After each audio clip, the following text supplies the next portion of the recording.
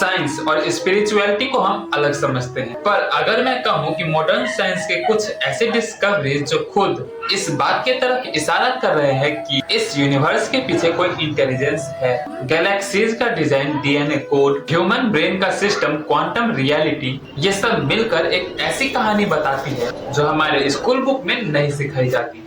आज का ये वीडियो आपको देखने के बाद आपका सवाल भगवान है या नहीं बदलकर हो जाएगा। यदि भगवान नहीं है तो ये सब कैसे?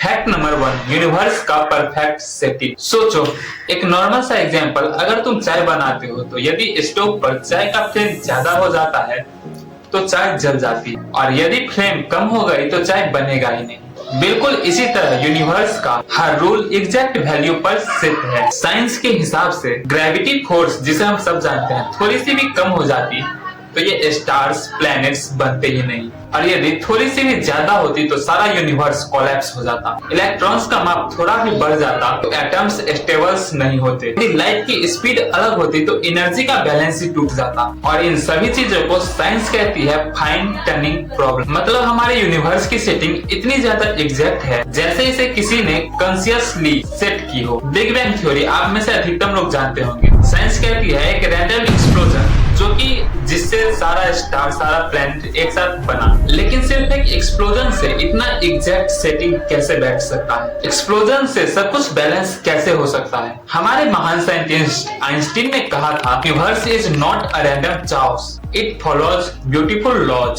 सवाल ये है कि यदि लॉ है तो लॉ मेकर है कौन? Fact number 2, human brain universe का सुपर कंप्यूटर। ह्यूमन ब्रेन में लगभग 86 बिलियन न्यूरॉन्स है, और हर एक न्यूरॉन्स हजारों कनेक्शंस बिल्ड करता है। आप अभी वीडियो देख रहे हो, लाइट आपकी आंखों में पड़ रहा है, सिग्नल ब्रेन तक, और आपका ब्रेन इमेज को समझ रहा है, इमोशंस फील हो रहा है, और साथ में आप सोच भी रहे हो, और ये सभी चीजें सिर्फ 1 सेकंड के अंदर। साइंटिस्ट कहते हैं कि brain is the most complex known object in the universe. अब शॉकिंग पार्ट ये है कि कंप्यूटर को बनाने के लिए इंजीनियर्स चाहिए, एआई सिस्टम को बनाने के लिए प्रोग्राम चाहिए, तो इतना कॉम्प्लेक्स बायोलॉजिकल सुपर कंप्यूटर बिना किसी इंटेलिजेंस के कैसे? और सबसे बड़ा मिस्ट्री, कॉन्शियसनेस। साइंस ब्रेन के पार्ट्स एक्सप्लेन कर सकती है, पर ये नहीं बता सकती कि मैं कौन हूँ जो एक्सपीरियंस कर रहा हूँ। इसको कहते हैं हार्ड प्रॉब्लम ऑफ कॉन्शियसनेस। ये वो जगह है जहाँ साइंस भी रुक जाती है, और वहीं से स्पिरिचुअलिटी शुरू होती है।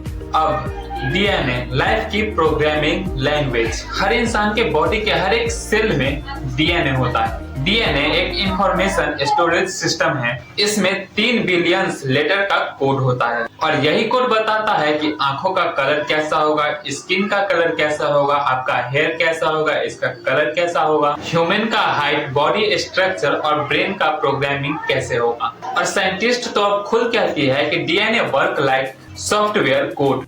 सोचो, एक पेन ड्राइव मिलती है जिसमें 3 बिलियन लेटर का एक कोड हो। क्या तुम कहोगे कि ये सिर्फ हवा से बन गया? क्योंकि इंफॉर्मेशन कभी भी रैंडमली नहीं आती। इंफॉर्मेशन के पीछे इंटेलिजेंस होती ही है। डीएनए कोई केमिकल मिक्सचर नहीं, ये एक इंस्ट्रक्शनल मैनुअल है, और यदि मैनुअल है तो राइटर भी होगा। फैक्ट नंबर 4, यूनिवर्स की शुरुआत और इसका कारण। पहले के लोग सोचते थे कि यूनिवर्स हमेशा से था, पर मॉडर्न साइंस कहती है कि यूनिवर्स का बिगनिंग हुआ था बिग बैंग के टाइम, वही जिससे पूरा यूनिवर्स एक एक्सप्लोजन के जरिए बना। वहीं से स्पेस शुरू हुआ, टाइम शुरू हुआ, मैटर शुरू हुआ। अब लॉजिक देखो, जो चीज स्टार्ट होती है उसका कॉज होता ही है, पर कारण टाइम के अंदर नहीं हो सकता, वरना वो भी स्टार्ट होगा। इसका मतलब कारण टाइम के बाहर, स्पेस के बाहर और मैटर के बाहर और ये डिस्क्रिप्शन आखिर किसकी लगती है?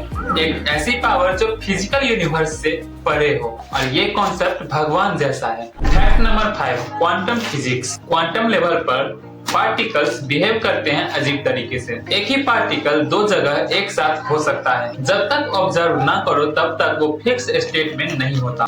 इसको बोलते हैं ऑब्जर्वर इफेक्ट। मतलब रियलिटी सिर्फ मैटर नहीं है, कॉन्शियसनेस का रोल लगता है। कुछ फिजिसिस्ट बोलते हैं कॉन्शियसनेस में भी फंडामेंटल ऑफ रियलिटी, यानी सबसे नीचे लेवल पर दुनिया एक मैकेनिकल मशीन नहीं लगती बल्कि इंटेलिजेंट स्ट्रक्चर जैसी लगती है। यूनिवर्स परफेक्टली टर्न्ड है, लाइफ कोर पर चल रही है, ब्रेन एक मिस्ट्री है, टाइम और स्पेस का स्टार्ट हुआ। रियलिटी कॉन्शियसनेस से अलग हो सकती है। साइंस भगवान का नाम नहीं लेती, पर हर डायरेक्शन में ये इशारा मिलता है कि ये सब रैंडम नहीं है, इसे बनाया गया है किसी कॉन्शियसनेस इंटेलिजेंस ने। शायद भगवान माइक्रोस्कोप में नहीं दिखेंगे, पर उनकी इंजीनियरिंग हर एटम में दिखती है। सवाल ये नहीं कि भगवान है या नहीं, सवाल ये है कि हम उन्हें पहचानना चाहते हैं या नहीं। ये सब आप पे निर्भर करता है। आप अपनी राय कमेंट करना, चैनल को सब्सक्राइब और वीडियो को लाइक करना। मिलेंगे किसी नेक्स्ट वीडियो में, तब तक के लिए बाय बाय।